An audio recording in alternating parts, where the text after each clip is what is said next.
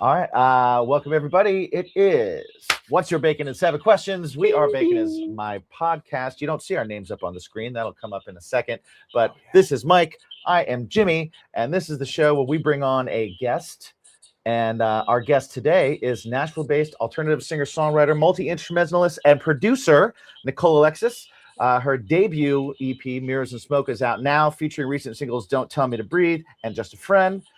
She's a storyteller, an artist in her own bio, a true one-woman operation, proving that modern alternative music doesn't need a machine behind it, just vision, grit, and truth. And aside from all the bio stuff, the music's awesome, and it's really great. So welcome to the show. Thank you for being here. How are you doing today? Thanks. I'm stoked to be here. I have such a cool frame to look at. You have like so many fun things going on. We try and, you know, it's sparse, but we try and have things that matter, you know? Yeah. I mean, behind it, there's guitars and stuff. You know, it's cool. It's good stuff. Behind his guitars and stuff, but yeah. That's true. Yeah, behind the curtain. We're behind the curtain here. Behind the actual curtain is just a wall of guitars because we're in Mike's studio. I mean, that's so cool. Will you ever show the wall of guitars? We used to. In our old setup. We actually did we did a little camera walk around. We did too. Like if we were just to pan around, you'd see how small this room is, but there's like drums literally right there. Sick. More guitars over there, and it's kind of like what you got over there. I see the drums to the side, and so, but it's just. And then this is not the wall of guitars. This is a laundry room. So yeah, that works. Basically the same. It's all you're all tied up. Yeah, we're all tied up. Oh, you don't need to mess up your LED light there. Right. Yeah. That's sick. We wanted to class the place up. That's all. Yeah. That's the globe. The unicorn, all those things. Something that I will say is, as we're recording this, your EP dropped completely, the whole thing. Yes. We booked you before it was out, and I listened to it this morning and immediately texted him and said, "Holy shit, this is really good." Dollar in the swear jar. We're past the 5 minutes. I know. We're good. I'm just gonna call you out on It's fine. It's fine. But yeah, dude, your EP, your record is awesome and really like one of my favorites that we've had on the show in a long time. Yeah, I actually sent it to a friend this morning as well while I was listening to it. She had sent me. She's a friend of ours, and she's a musician, and put out her first record a few years ago. And she sent me a thing today, and she hadn't been playing in a while, and she was like, I got super inspired today. I wrote some lyrics, and I was like, oh, that's awesome. And I was like, you need to listen to this EP because you will love it and it will inspire you. And so that's so awesome to hear. Thanks, guys. No, I mean, it's super exciting, and like not getting too much into like the writing side of things, but just like able to produce everything and work through all the instruments myself was like super cool, and also like super nerve-wracking because I kept it pretty stripped, and it's like mostly acoustic guitar, and so it's awesome to see that like people are actually like resonating with it and dig it without being like fully produced. So it's awesome. Hey, a good song is a good song. You know what I mean? Right. And we've said before, it's like a lot of things. Like once you take away all the flashy stuff, if you don't have something there that can stand on its own, then is it really good anyway? You know what I mean? And so you can paint a trash can gold, but it's just a gold trash can then. Right. Exactly. Right. And so to have it kind of resonate stripped down like that, I think is pretty awesome. That's awesome. Thanks. Yeah. Thanks for sharing that. You wrote, produced, played everything on it, engineered everything like top to bottom, or did you have any part help with it? Yeah. So mostly so Don't Tell Me to Breathe, totally top to bottom. And then Runner, top to bottom, wrote, produced, engineered everything. For what was it? Close to You, I had a co-writer, and his name is Michael August. He's awesome. We've written a ton of stuff together. And then I had an engineer on that because I like sat on that song for like a year, and I was like, I can't get my vocals to sound right without overthinking it and recording it a bunch of times. So I was like, I need help on this. And then same thing with the song Just a Friend. I wrote that with Pete Matta. So it's been awesome. Kind of just like a mix of bringing a few people in, but for Don't Tell Me to Breathe and Runner, it's been like every piece of that was just me in this basement. Nice. That's awesome. Yeah. That's really cool. Yeah, I am also a writer, producer, and recording yourself is so hard, especially vocals. Like guitars, you could just do it, right? Yeah. Like, yeah, you do 100 passes, but like you do it, right? Vocals, it doesn't matter how many times you do it. Like I started calling him in and being like, hey, I need a second ear, and I need to not be going spacebar R, spacebar R, and trying to get in the moment because because like it takes really you out of the moment. Spacebar. It really just takes you out of the moment. So how do you like work that how do you stay in the moment when you're doing that? Oh, it like you said, it's a lot of spacebar delete. It's so much of that. And I think like my hand got so tired one day. I was like, I can't do this on my own. I need someone else to hit delete for me. So, yeah, it's one thing because like I'd rather do it myself. I feel like I could actually get more emotion out of the performance when I'm like alone, versus going to like somebody else's studio and I feel like I'm in their element. It's like definitely a different performance, but it's like, you know, to have, like you said, that second year, it's very valuable in like stopping yourself when enough is enough, I guess. Like, because I could do it for hours and like still never feel like I have the perfect take. But if you have somebody else who's like, all right, we've been doing this one line for 10 minutes, let's like stop here. It's definitely helpful. I also think that it's easier for me anyway. When I'm writing a song, I get way better vocal takes from the very first time I do it than second or third time that I'm going to do it. Like when I demo something out, my vocals are usually on because I am in the moment. I am kind of and you're not thinking this is to put down. You're thinking like this is for ideas. Right. So that's so true. I think that the rawness of like a demo is probably always going to be better than the final. Because you're just coming from the place of like when you're writing it, it's like you're actually like, getting the emotion out of it. So I totally feel that. Yeah. Now I find it interesting because I have kind of the opposite thing than you guys, where I get a more emotional and better take when I do have someone else, because I feel like I can go in whatever space that I need to go in, and I can kind of get into whatever mindset I need to get in for it. And I can just let it fly as long as I trust the person to do it, because then I don't have to think about anything else. I can just kind of be in it. And so I found that that's kind of my process. And I definitely, me too, a lot of my keeper tracks have been taken from like the demo, from like the scratch track stuff, and it's like we're keeping a lot of this scratch vocal. I'm like, really? That's what we're like I really tried on these other ones, and it was like, yeah, it sounds like it, and we're gonna keep the earlier one where you weren't trying so hard. So for me, it's definitely like it's kind of the opposite thing, where I almost need someone to be there to do all that stuff, at least for vocals. So that I can kind of like, sometimes I go too far too, and I need somebody to be like, hey, dial it back a little, like you need to chill out. Totally.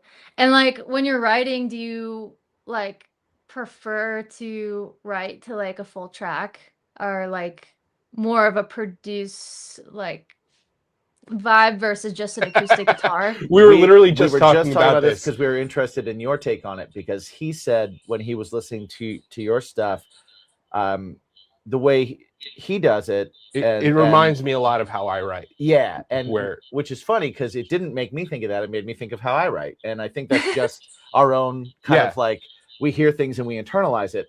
For me, it's I sit down with an acoustic guitar and I write the whole thing, and I have stuff in my head for how it's maybe going to be later, but I also kind of leave that up to kind of, I like things to be able to kind of like change and morph and go whatever direction they go in when I start involving other musicians, or I get in a room and jam it or something like that.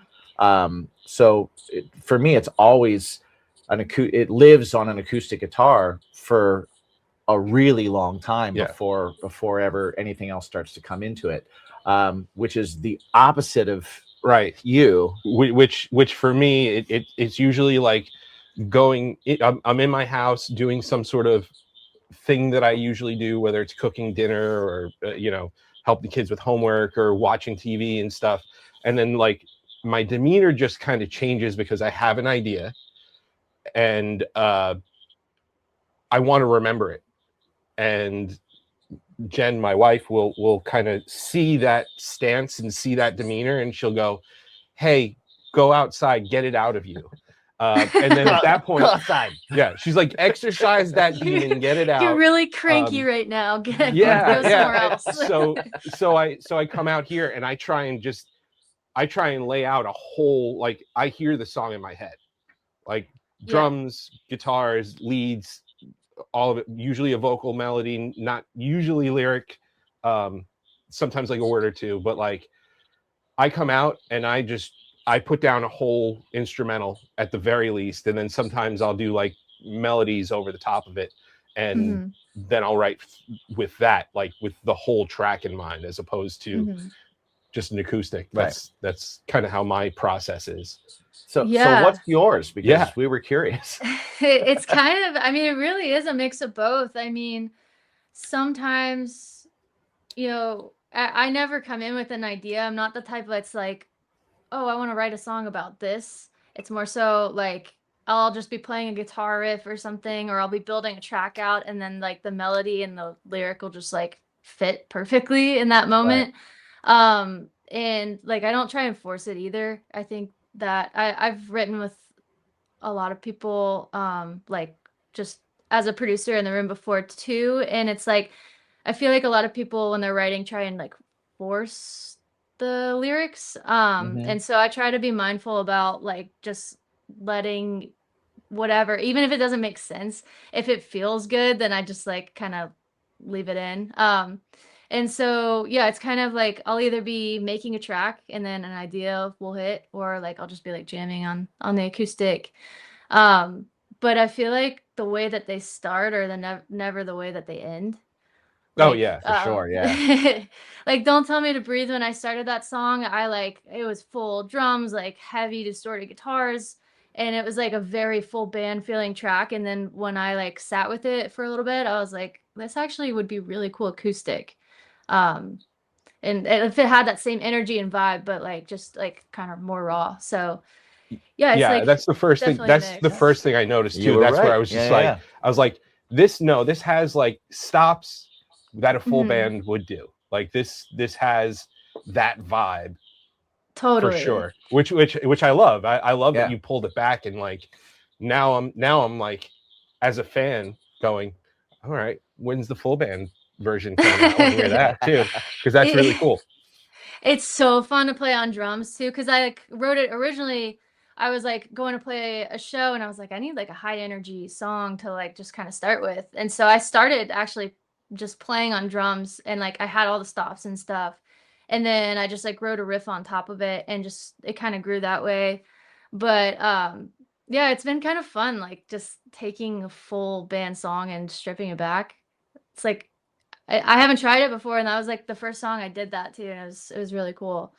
But and then like whenever I write too, I normally like will only have like I don't know if you guys also do this, if you write like a full song, or you just like write a hook or a verse. I normally just write like verse, hook, and then leave it. And then I try and write two at the same time. so that when I get stuck on something, instead of obsessing over that line, I'll just go over and start writing on the other one. And that's my trash song that I'm like, I'm going to That's throw this cool. away anyway. And then I'll go back here. And more times than not, I end up with something that I write over on the trash song that I carry over. You know, I figure it out over here because I don't have the pressure. I don't have the pressure on me for it. That's So cool. it's like I'll have a notebook open to like 2 blank pages, and I'll just be like, okay, all right. That's sick. Yeah, that's a good way of doing it, because like I also feel like the trash song probably is something that Sometimes they I last. guess resonates a little bit more. Oh, Sometimes, yeah, for sure. And I find like if I write, for me personally, if I write a bunch of songs at once, they're not a bunch of songs at once that I would put on the same record because there's similarities in them, Mm-hmm. because I'm in a certain mindset or I'm in a certain vibe. So a lot of times it's like I cannibalize one for saying, you know, I'm like, the chorus is really great in this one. It needs a bridge. This one's got a really good bridge that would fit really good over here. Yeah. So I find that I do that a lot. Like I've grabbed lines and parts and riffs or you know, just general things from the other songs all the time to kind of build the one I'm writing that ends up being the thing, whichever one it ends up being has parts of all of them. So For sure. Like, and then when you write, do you normally feel like after you write it, do you feel like this is a song that like really I think I'm gonna put out, or do you have to sit on it, or sometimes usually the only ones that when I'm done with, I feel like this is something I'm going to put out are the ones that happen in like 20 minutes. Like those songs that kind of like write themselves. It's then you're like, when I finish that, I'm like, this is going to be a good one. I can't wait to put this out. This is great. And then there's some that like when they take a long time, sometimes I'm like, I think I'm going to run this by a few people before I even bring it to like the band or anything like that. I'll like send it to him, or I'll you know, like send it over to another friend, and I'll be like, hey, is there something here? The trusted tribunal of right. Yeah, exactly. Of friends. Sure. Exactly. Am I gonna get made fun of for this song? Right. Right. Is this totally stupid? Yeah, that second opinion is helpful, but also sometimes we'll get in your head if they say something that's like, definitely, yeah, maybe don't put that song out. Then you're like, oh, well, I really liked it, but they said not to. Sometimes if someone tells me not to, though, it makes me fight harder for it, and so it makes me like it a little more. And so then I'm like, oh well, I'm going to fix it now so that it becomes something that, you know, it's like now I want to win that person over with it. And there's like that brat streak in me. Yeah. I've never had the wrath of that. What do you mean?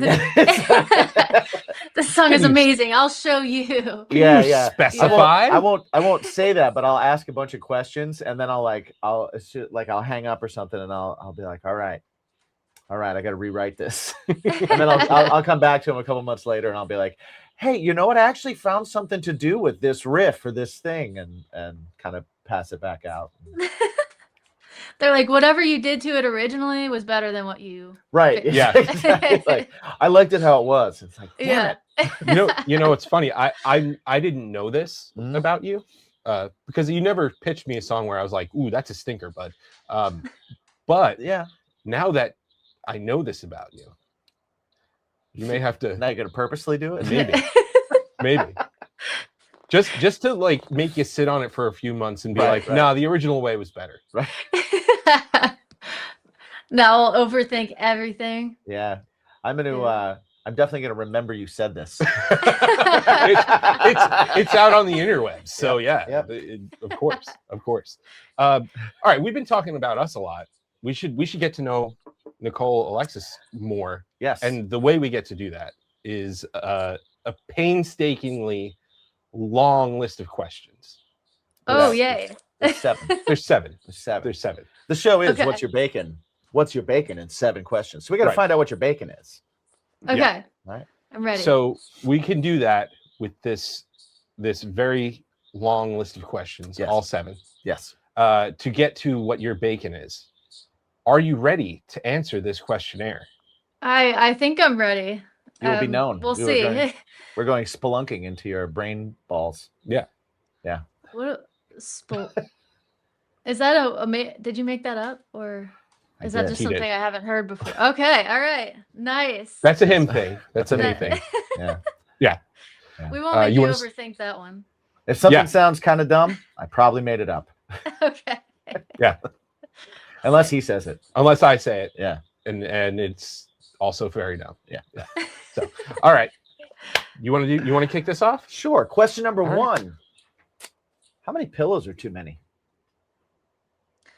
Oh, well, I'm a girl though. That's not a fair question. That's a fair question. Fair question to because anybody. Anyone. It depends on like a sofa or like as a throw pillow. I don't think you could have enough pillows. But when Okay. like you're sleeping, then like 1 is plenty. I don't think you 1 is need plenty. 2 or 3. Like you don't need to be like vertical when you're sleeping. So you're a decorative pillow enthusiast? I am. I wish I could show you all the decorative pillows I have in here, but it's You- plenty. I have You one like to right work here. before and after you go to bed. Yeah, exactly. Okay. I mean, they more likely than not don't make it back on the bed, but when the once a month I decide to clean, they're all nice and Yeah. pretty. Sometimes it's just nice to have pillows strewn about. Yes. Well, yeah, a grabber Yes. is good. Just Yeah. kind of grab it and hang out on the couch. Yeah, with your sit on knee the up. couch. Yeah. Yeah. Every now and then And you're it's like, like I don't feel quite right.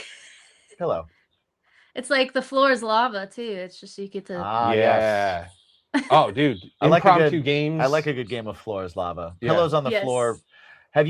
How many times? I'm not even gonna say have you ever. How many times have you walked in your room and no one's there and there's pillows all over the floor and you've done like a little impromptu floor is lava game just to get across the room anyway? Because I have. I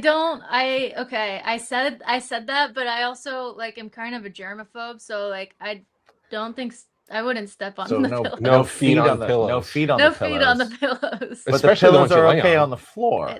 Yeah, it doesn't add up. Okay. All right. We're not math here. Yeah. You know, it's all right. At least she admitted it. That's true. Yeah. Yeah. They're All right, on the question- floor, but not on my feet. Mhm. Okay. All right. And if she's a germaphobe, The floor is floor's clean, Right. Right. not lava. Gotcha. Not Yeah. lava. Question number 2. What is the perfect pizza order? Oof. I am not gonna lie. I am not a pizza fan. Okay. Okay. If I'm going in on pizza, it's probably gonna be like meatball, peppers, onions, like salt and pepper, and that's it. Yeah, not a That's- pizza fan, but then she's gonna throw out That's like a a like a banger like a bang order. and slice or bang. Yeah, Basically a meatball parm, but in pizza form. that's fantastic. That's Yeah. a great order. For someone who Yeah, doesn't know pizza or doesn't like pizza, you know pizza. Yeah. I know. I wouldn't say like I'm never like, oh my, I really want pizza tonight, but like if the time is right, like that's probably what I'm getting. That's And the then order. like what is it? What's the like thick bread? Sicilian or Sicilian. Or like cheesy where bread it's like or a yeah, square. almost. Sicilian. Sicilian. Yeah. I think that's the vibe too. Yeah. Oh yeah. Yeah, it's a good one. Definitely. Actually, well done. Thick crust. Yeah. Well done. It'll change your life. Well done. I don't Yeah. Yeah, If you get Okay, it, get if you that get it next time. crispy. Crispier. crispy. Yep, like it's like a chip pizza. Yeah. Yeah, Because but they it's got- oil the bottom of the pan, so Yeah. it fries the bread a little bit on the bottom, Yeah. which is pretty rad. And then the top is still a little bit pillowy, like a good Italian bread. Yeah. Yeah, that's okay. Well, now I'm kind of thinking about pizza. Well, we're in New York, so like We're here to change hearts and minds. we're in New York, so Oh, we're all you're- about the pizza stuff. Yep, you know. you're spoiled up there. I'm in Nashville. I can't say there's You are not spoiled. there Yeah, with anytime pizza. many I've been to kiss- Nashville, I have never gotten pizza. It's like that's one of fair. the last things on the I list. wouldn't. Yeah, Yeah. that's cool. Yeah. But I mean, Think- fried chicken is the Banging. vibe here. Yeah. Nashville, Nashville hot chicken, rules. Yep. barbecue. Are you? What's the? There's the battle between the two chicken places there. It's Hattie B's and what's the other one? I can't remember the other famous one. The other one that like claims they started it. Oh, is it like Prince Street Chicken or something? Prince Chicken. Yeah. I haven't been there, but I've heard that. I've heard that's good. Hattie B's. The last time I had Hattie B's, it was like 95 degrees, and I ate outside, and I had like a pint of beer, and I was like, I don't think I can do this ever again. That sounds miserable. That sounds like the world was against you. It was also like my sister's bachelorette party, and so we were like on Broadway all day. It was too much. Yeah. Broadway, yeah. How many times can one hear living on a prayer? Yeah. I think the only place I could really tolerate on Broadway is Legends, because their bartenders are usually super nice, right? And like as far as cover bands go, they never have a crap cover band in there. Like you go to any of the other spots, you're bound to find a few like, but Legends is always pretty good. Nice. Legends is top tier living on a prayer. Top tier living on a prayer. And you even have John Bon Jovi's place on that block. That's saying something. That's right. Yep. I like this. They've opened a bunch more too that are like I haven't been to yet, but they seem, I mean, the same as all the other ones. But I actually don't think I've been to, what is it, Legends? Legends is like the last one. It's right next to Tootsie's. Oh yeah, I don't think so. It's like the last one before you hit that Bridgestone Arena area, like that mall kind of thing. Oh, okay. Yeah. Okay. I was there 3 weeks ago, so it's still all fresh in my brain. Fresh in the brain. Okay, I'll have to make a trip over there. I mean, you don't have to, but there's way cooler spots. I wasn't going to. I just was. That was just. I was gonna be nice. Yeah. No. Don't subject yourself to that. Definitely go to Attaboy though. Attaboy is a really cool speakeasy. I don't know if you've been there. Yeah. But I live over on that side of town. Oh, okay. Last time I was there, we all went and went to that place, and it was super cool. It was very very cool. It was expensive. Well, but it's a speakeasy. It's speakeasy, but it was a really cool vibe. It was very cool. Bartenders were great. If I remember right, they don't have like a menu. You just kind of tell them what you like, and you tell them what you're into, and they make it up. Yeah, it's pretty cool. Which is tough for someone who normally drinks things on the rocks. So I was like, flavors that I like. Okay, Jameson. Yeah, I like whiskey and ice, but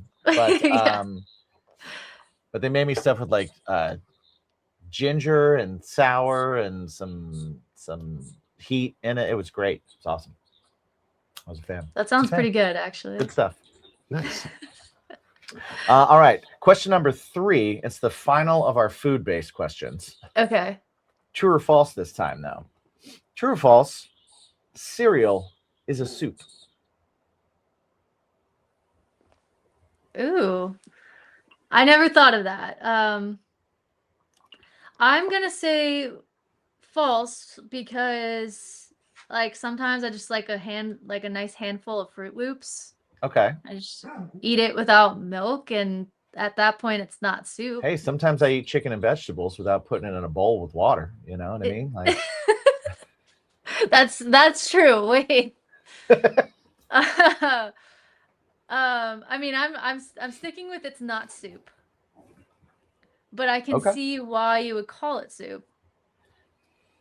Cream-based broth. What are your opinions? I usually hold no allegiance. I just argue against whatever the person says. Yeah. Because I'm the devil's advocate. But I can see both. The argument that the two arguments that sway me a lot. One are like, well, it's a cream-based broth with a wheat or rice-based noodle, and I'm like, yeah, factually that makes total sense. Yeah. And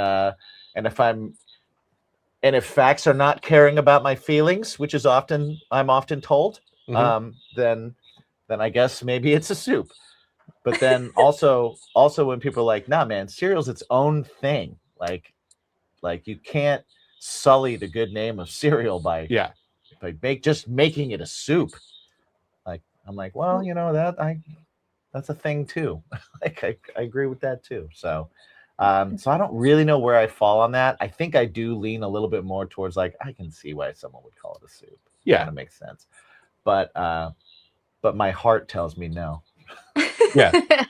We get a lot of people who are just absolutely appalled by that question. Yeah. As well. So It's just not anything I've ever heard of or thought of.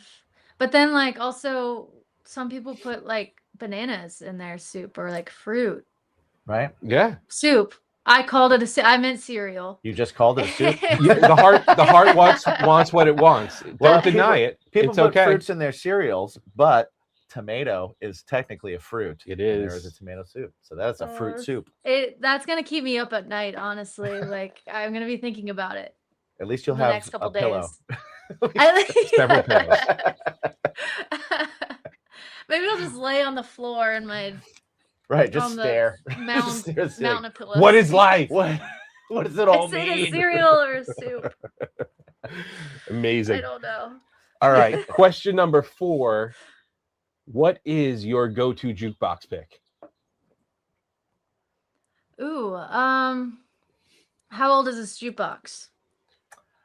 This is a This is dealer's jukebox choice. that has anything you could possibly ever want on it. If you want to give us the vibe of the place, you can do that as well. Like if there's different places versus like, oh, I go into a bar versus I'm at a diner versus, if you want to do that, you can do that too. Waffle I mean, House. yeah, Waffle like House, if I'm at a Waffle House or a diner, I'm going just like classic, like I guess like Elvis, because that's like the most jukebox thing I Great could choice. think of. Yeah. For diner. Yeah, that's good. And then like if I'm at a bar, like I'm going like T-Pain or something. Okay. T-Pain. All right. Nice. It's you got to turn up. I mean, it's just, yeah, but I guess it depends on the vibe. Are you a person that wants to carry on the vibe, or you're the person that is comfortable with changing the vibe? It depends on how many drinks I've had. If Fair. Yeah. if I'm like at a bar and 5 drinks in, I'm not changing the vibe. We're just going all in on whatever We're that rolling. is. I gotcha. Right. But if it's breakfast and we're at a diner, like I mean, sky's the limit. I'm down for anything. I like That's that. interesting. I like that the more drinks you have, the less confrontational you're going to be. Sure. I learned my lesson, so I think that's just more of a me telling myself that. Fair. I like that. I don't. It doesn't matter how many drinks I have. I'm looking for my friends. That's true. I'm going to put Yeah. this in, and then I'm just going to look around. Look around. Who's disgusted? Wait Okay. till somebody goes, huh? Who's lifting their head? Who's And then point. nodding their head? Then just point. Be like, So, yes. friend. It's so much pressure, like when you're responsible for being DJ for the night, like in the car or That's true. like going out, like the party play. That's just so much pressure for me. And then like if people are like really, if you're on T-Pain vibes and then like people are digging it, it's like you're going through that whole catalog at that point. I'm not changing That's not it the up. time. Yeah, that's not the time to throw up Elvis. Yeah, no, not quite. Yeah. Okay. I like that. Yeah, I like I'm that down with that too. And I like a T-Pain vibe. Yeah. Also, Of course. I'm a fan of a T-Pain vibe. Question number 5. All right. You don't seem like a snobbish person, but you have said that you are a bit of a germaphobe, which means that you might be a particular person.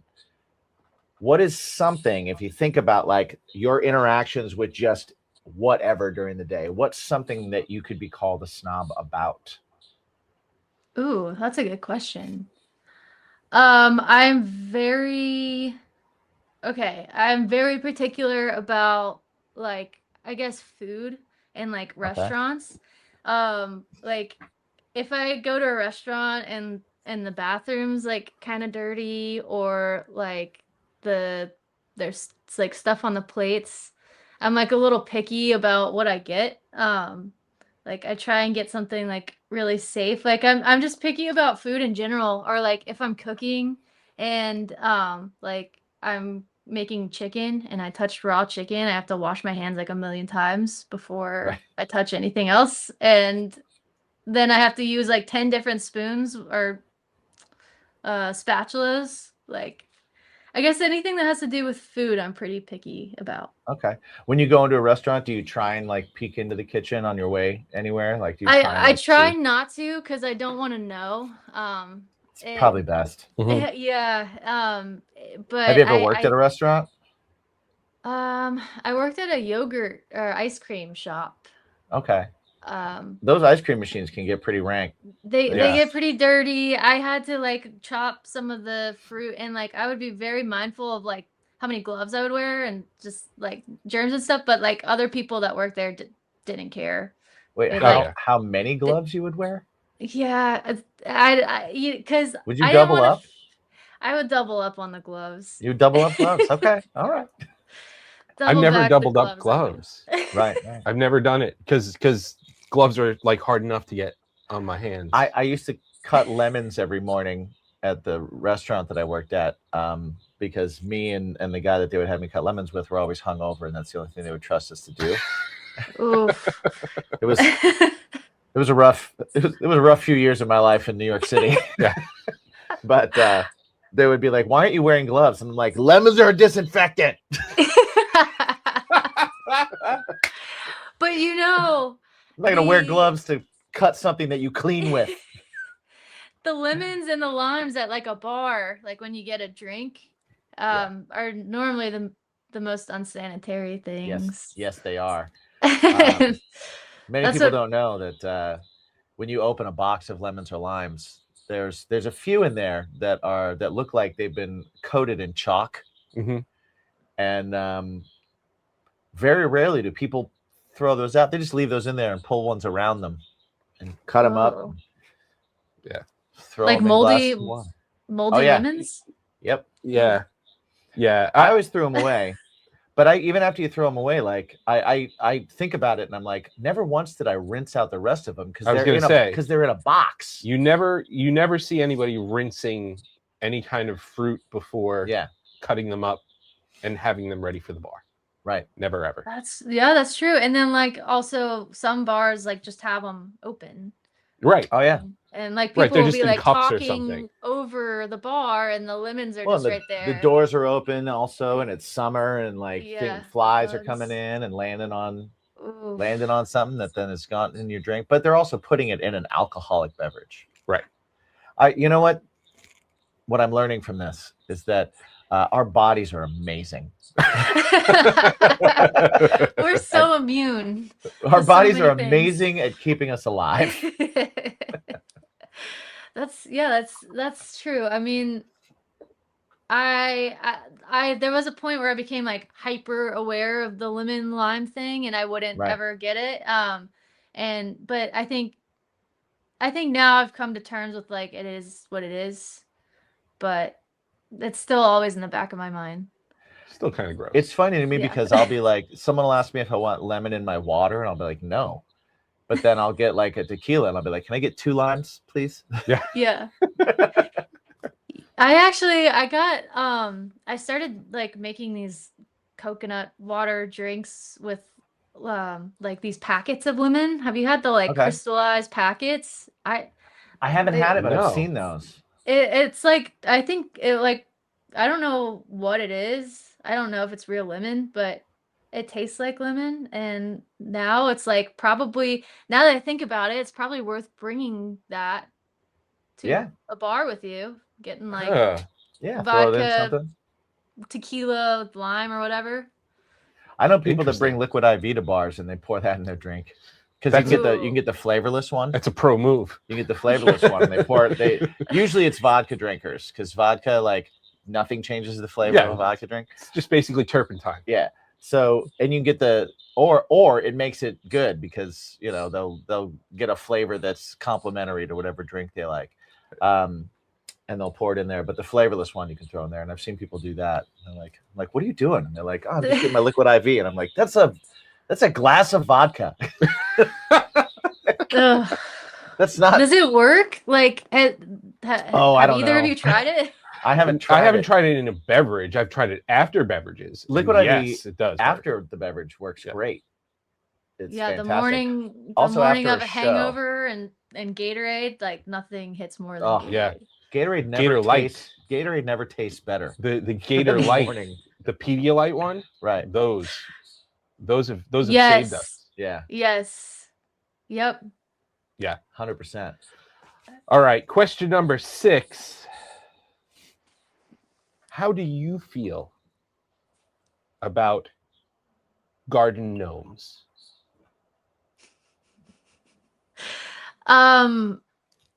For the actual purpose of a garden gnome, I actually don't know if I've ever even seen one like used as a garden gnome.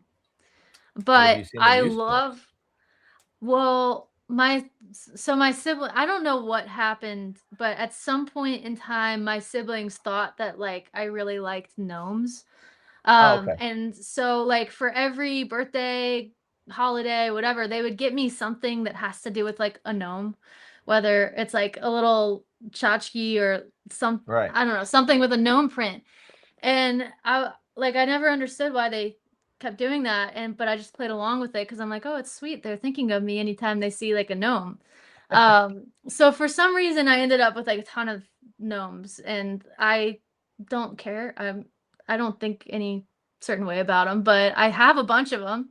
So, Nice. but I've never Well, seen them like they bring in a you garden. they bring you joy on a certain level because it Yeah. lets you know that your siblings have been thinking about you. I guess so.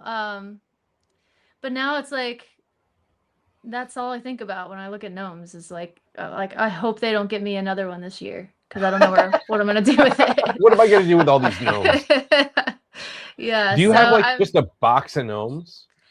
Well, I really hope they don't watch this, but I do end up throwing up because like it's an absurd amount of gnomes. I don't think anybody needs that many, and it's like every Right. holiday. So I just throw them out. It's because it's You throw like, them out. Oh man, they'll steal your soul. I- That's bad luck. Is it?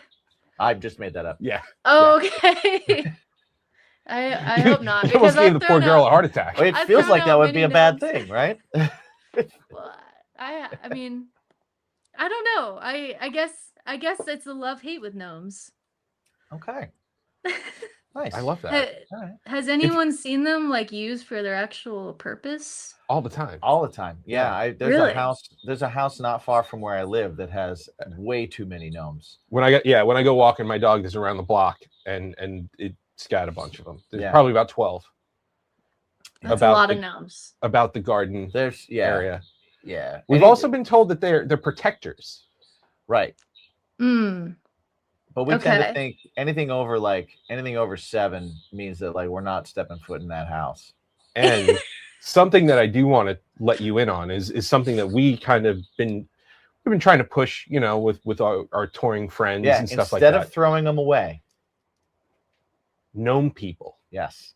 like in their gear bags, in their rack, at their merch stand, just Wow. leave Okay. them. Because it's and- cute, but it's also unnerving. Right. Yes. And it if you're doing a run with somebody, by night 3 or 4, they're like, "What is happening? Yeah. Why? Wow. What is this?"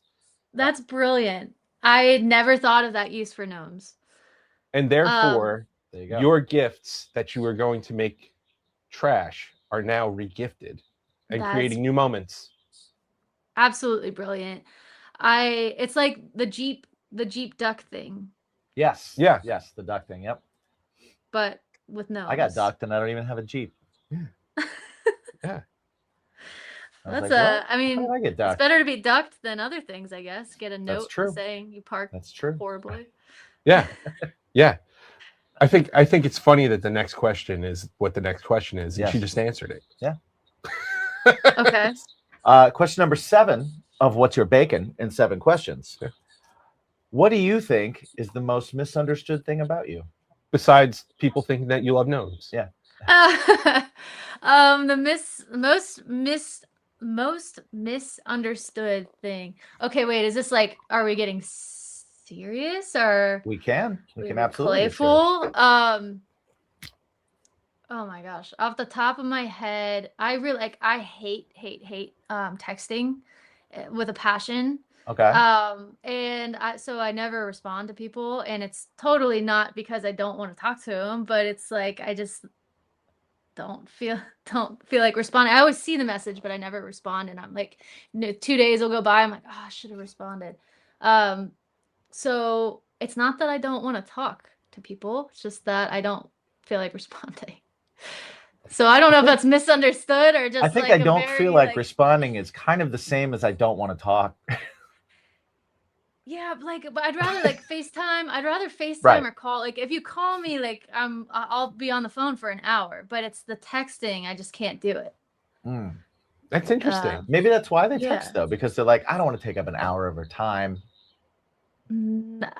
Yeah, it almost, but I like overthink my response when I text, I think. So it'll be like, Okay. 20 minutes and I'll be like sitting like, and it'll just be like, hey, what do you want to do for dinner? And I'm like, I just don't know. Just call me and we'll figure it out. And Okay. I don't know if that's a that should be- misunderstood thing. It's a nuanced thing, but You can set up your phone to where anytime someone texts you, it automatically texts them back with call me. call me. Oh, that's a good idea. And then you don't even have to text it back, but it'll anybody that says just be like, just call me. That's a good idea. Well, and I don't know if it's the same for you guys, but like when you like if you're working like on a song or something, you go on do not disturb or Oh yeah, I don't answer the phone or talk Yeah. to anybody. I've Yeah. made that mistake with leaving it on, and then somebody's like, I have something really serious to talk about. It's like, no, No, you don't. it's not. I promise. It's not I that bet you serious. don't. it's not as important as this song right now. Right. Right. Yeah.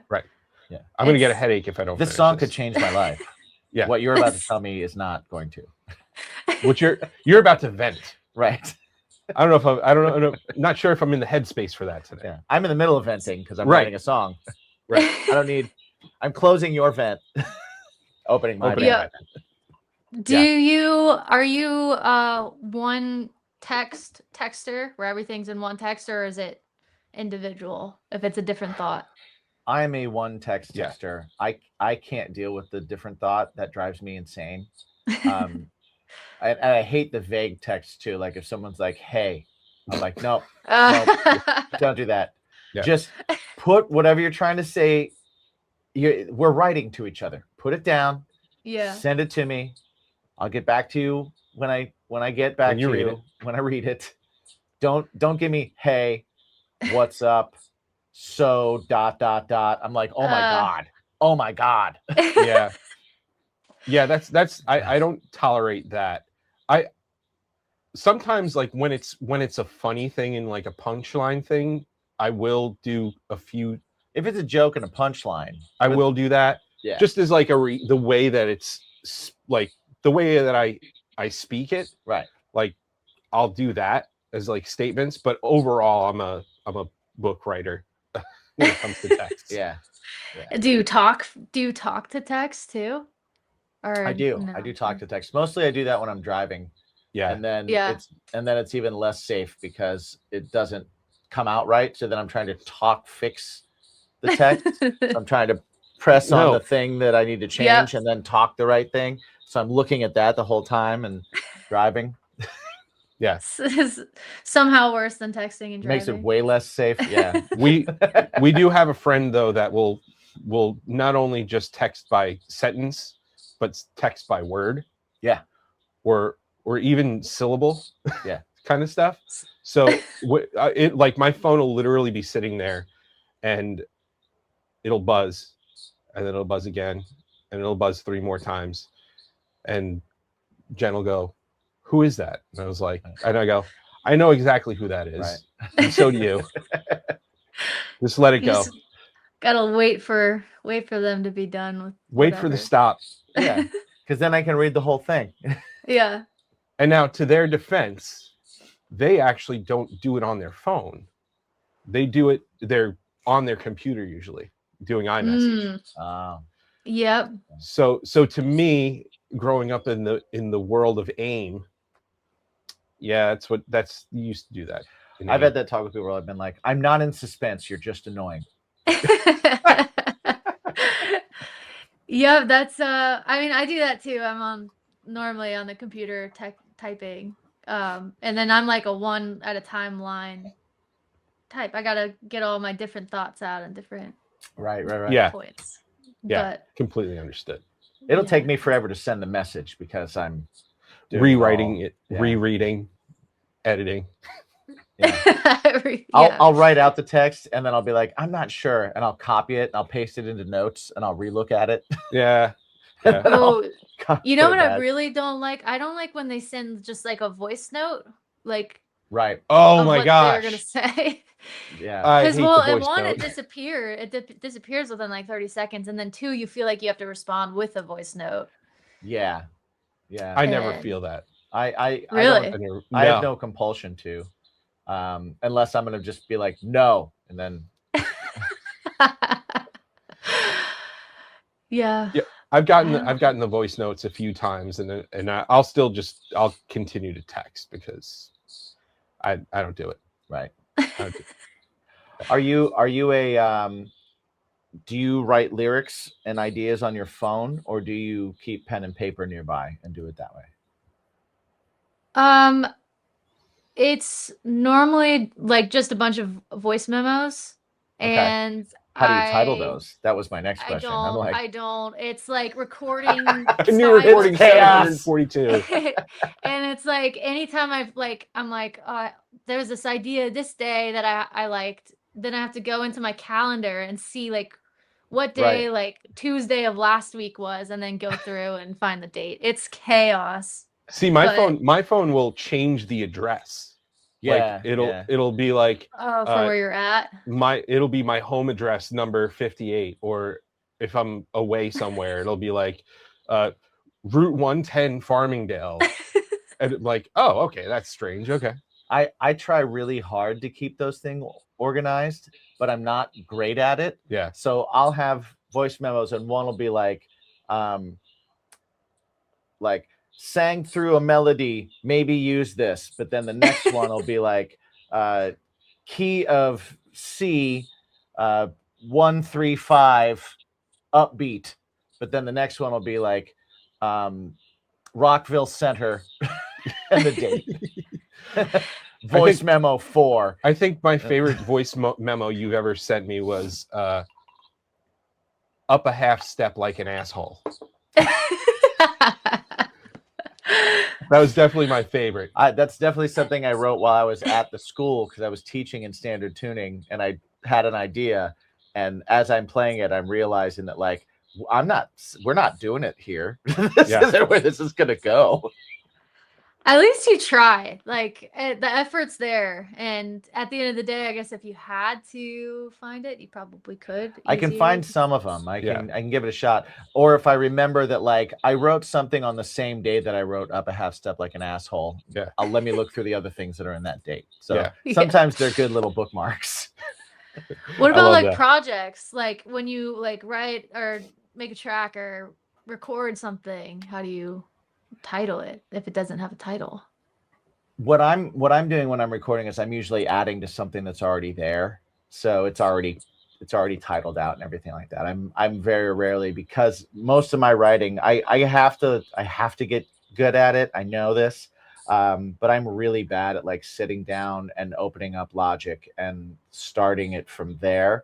So it's on my phone, and it's and by the time it gets there, it's titled and it's a thing, and the project is already got an idea behind it. Or I'm doing something for one of our projects, in which case you've sent me like a completely finished thing that I'm adding to. So Yeah. so for me, You it's sound that. very organized. He's very organized. He's incredibly organized. Yeah. Well, you do 17 things at once. Yeah. You have to be organized, otherwise you're screwed. Well, how do you title things when you're? Sometimes I'll go with a vibe. Sometimes I'll always put a BPM, because that was like when I started sending files to people, that was always the first thing that happened. It was like, cool, I'm going to send this over to you. And then they go, what's the BPM? And you're not at home, and you're like, shit, I got to go back home, open up the file and go the BPM. So most of the time I'm always I'll like, have what's the key? I'll, What key is it in? Yeah, and I'll tell you. Or what are you tuned to? Yeah, I'll be like, I can tell you what I'm tuned to. Right. Key, you're screwed. Right. I have a plugin for that. It'll tell me. Yeah. Then sitting next to it, playing the major scale. What? No. No. Yeah, I'll either do a vibe or like if I have a vocal melody or something. Sometimes a word will pop out in that vocal melody, even if the rest of it's gibberish, and I'll title it that, or just kind of a way to describe something. It got to a point where like when I was first getting very into like the recording my own stuff feel, I would be like hard rock 170, and then it would be like hard rock 108. And it was like, this isn't working. Got to come up with actual real titles. But how about you? What do you do? Yeah.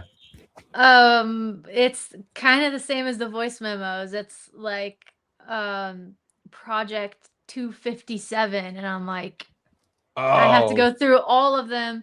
But I've been like, when I start a project, I bounce whatever it is, even if it's just like an idea or whatever, and I put it into like there's this app I've been using called Untitled, and it kind of collects all of the music, but then you could change, like in the app you could change the speed and the key, and like you could do all these different things to edit it. So cool. like if I had an idea and I'm like want to speed it up and see what it sounds like, then I could do all that. But anyways, I title the bounce the same title as the project, so okay, that's so how I do you the can two. link it. So at least you can identify it when you listen back.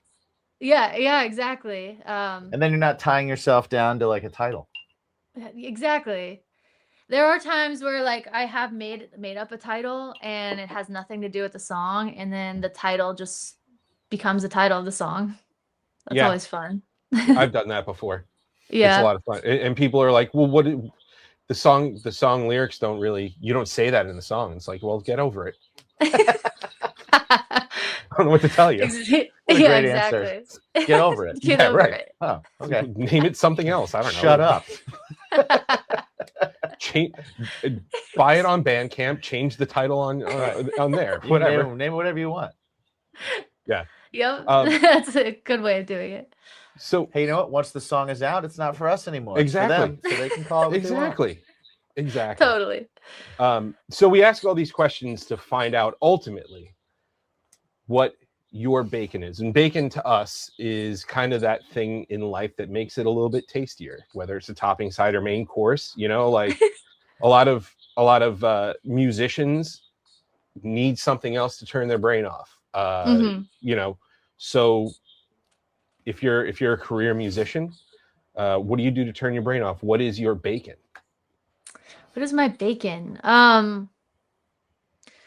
What's funny is like music is totally like a way to turn my brain off. It's like when I do it without an intent.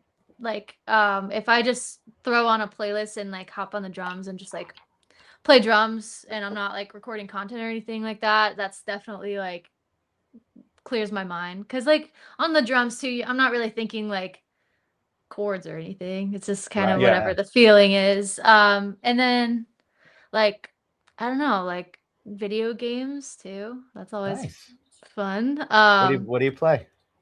I have an online player or like a not really. Well, actually, maybe it depends.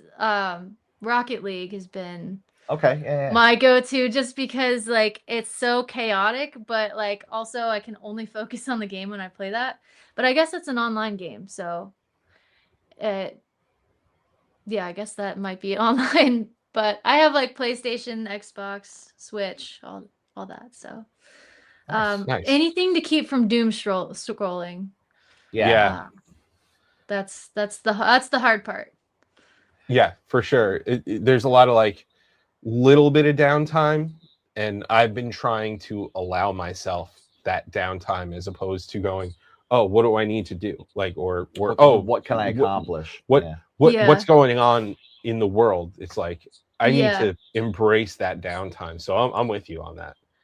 I do think it creatively, it kind of it's kind of hard because if you're scrolling and you see like another musician doing something or a new song on social media, I feel like for me, I'm always like, "Ooh, that's really cool. Like, what are some ways I can incorporate like Right. this How can visual I? or whatever to what I'm doing?" And so like for me, like when I'm scrolling, I'm always thinking like, "How can I incorporate this?" Versus like when I'm not, then I'm not really Yeah. thinking Yeah. about it.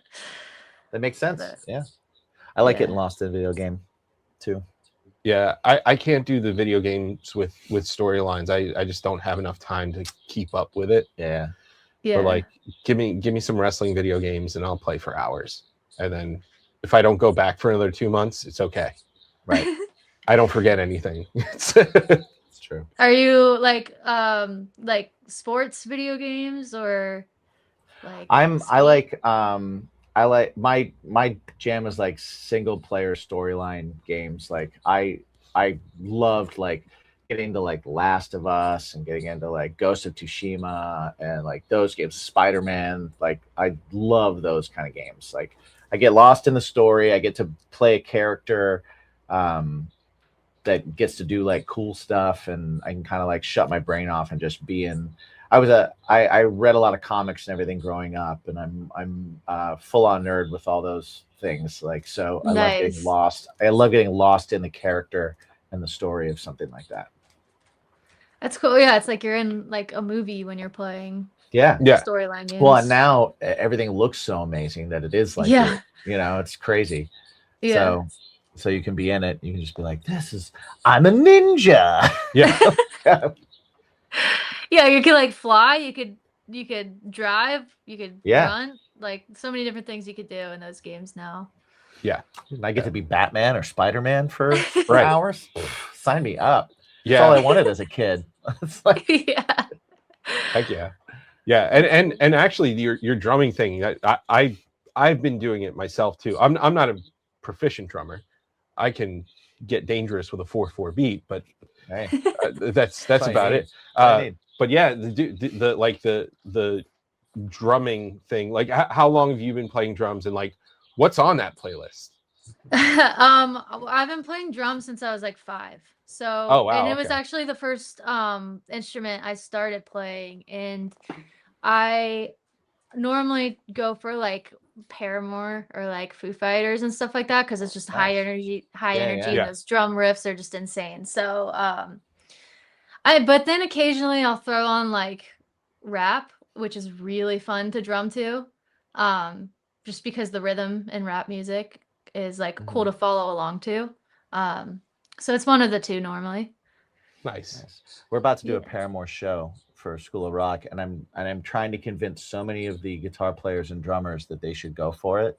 And they're like, I don't know if I want to play a Paramore show. And I'm like, dude, What? the drums in this show are going to be so awesome, and you are going to be challenged, and you are going to learn, and they're like, I want to do Revolution. We're doing a Revolution Rock one too, which is, so it's like Rage Against the Machine and System of a Down and stuff like that. And they're like, I want to do that. And I'm like, I get that too. But like, dude, you're going to play rock. You're going to play funk. You're going to play pop. You're, like, there's so many things you're going to get to do. Guitar players too. I'm like, you're going to learn how to play minimal, but also with awesome riffs. Yeah. You can stop noodling all over the place. I remember being I was in the like School of Rock when I was in middle school. I think that like kind of is what got me into like playing in bands and stuff.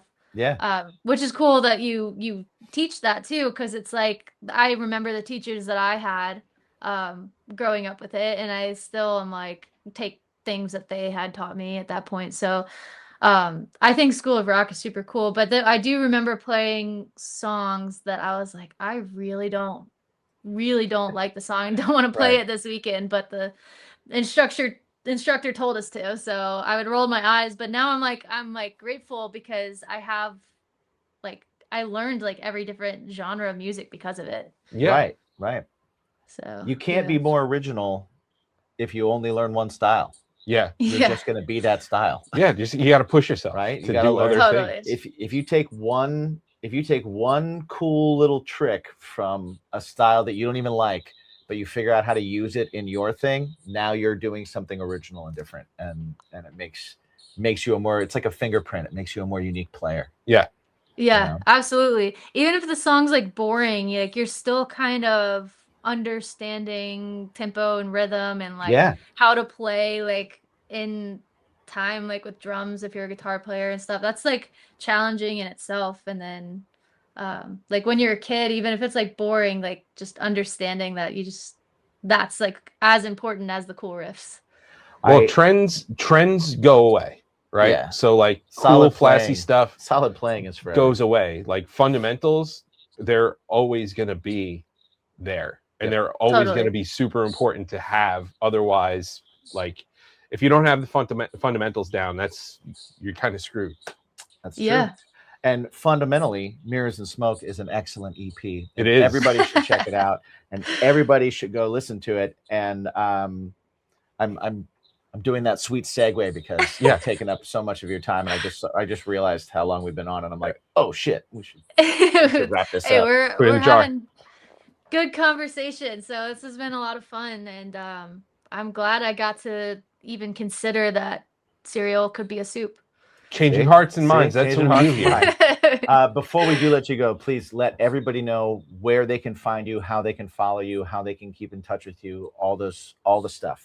Yeah. I'm just Nicole Alexis Music basically on every platform. And if I'm not on it, then make your own Nicole Alexis Music and pretend to be me. That sounds fun. Hell yeah. I like that. Hell yeah. So I'm Nicole Alexis Music everywhere, and I'm excited about this new project. So I'm excited to hear what everybody has to say. So listen to it, follow her, find her, and send her messages about how you love the songs. Send her messages how Just a Friend helped you through something. Yeah. You know? And send us messages on what kind of pizza is best. What kind of pizza is best? If and my if you think order cereal is a soup. terrible, then let me know. No, your order's good. You No, got a good one. If anybody tells you that they're terrible, they're terrible. Yeah, they're wrong. They're wrong. It's probably like a vegan pizza that is on the top of their list. Probably. Yeah. And you know what? Vegan pizza would be good if it had like cheese. Yeah, but it's probably good anyway. It's good. It's okay. It's good. I've never I love tried the a vegan. I've never tried a vegan cheese, so I'm just making assumptions. Not all vegan cheese is created equal. I can tell you that much. I have only tried the wrong vegan things, and I'm sure of that. I've tried a lot of vegan things, but they've all been the wrong ones. I've tried quite a bit of vegan stuff, and there are a few cheese. I think via the Daya. Daya, that's it. Daya cheese is pretty good. It melts similar. It melts. Not quite like regular cheese. Add a lot of salt and pepper to it. Everything else, not so much. I've tried other ones, not so great. And if anybody ever tells you, go try vegan sour cream, don't. I promise. You will vomit. All right. Challenge accepted. Thank you for hanging out with us. Yes. For all of you that are watching and listening, thank you guys for hanging out. Thank you for checking us out as well. And remember to ask yourselves every single day, what is that thing for you that is your playing the drums, that is your listening to music, that is your video games? What is that thing for you that can be a topping, side, or main course that makes your day a little better, that cures you of the doldrums of the day? I don't know, Alexis, Nicole, what is that? What's your question? What's your what? What's my bacon? Yeah. Yeah. Awesome.